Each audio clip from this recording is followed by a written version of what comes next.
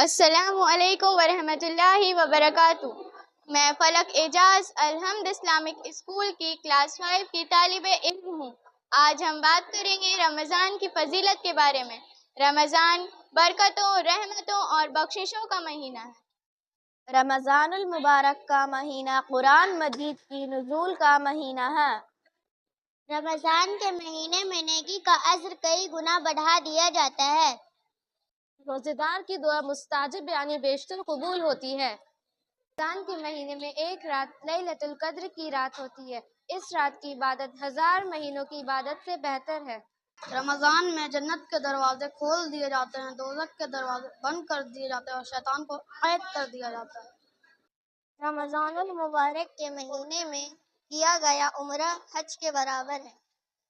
رسول اکرم صلی اللہ علیہ وسلم نے فرمایا، ہر چیز کی زکوٰۃ ہوتی ہے اور روزہ جسم کی زکوٰۃ ہے۔ رمضان المبارک کے مہینے میں 3 عشرے ہوتے ہیں۔ پہلا عشرہ رحمت کا، اس عشرے میں یہ دعا پڑھیں، رب اغفر وارحم وانت خیر الراحمین۔ دوسرا عشرہ مغفرت کا، اس عشرے میں یہ دعا پڑھیں، استغفر اللہ ربی من کل ذنب واتوب الیہ۔ تیسرا عشرہ نجات کا، اس عشرے میں یہ دعا پڑھیں، اللہم انکا عفو تحب العفو فاعف عنی۔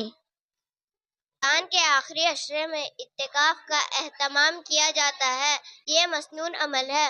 اللہ ہمیں اور آپ کو اس مبارک مہینے کی قدر کرنے کی توفیق عطا فرمائے، آمین۔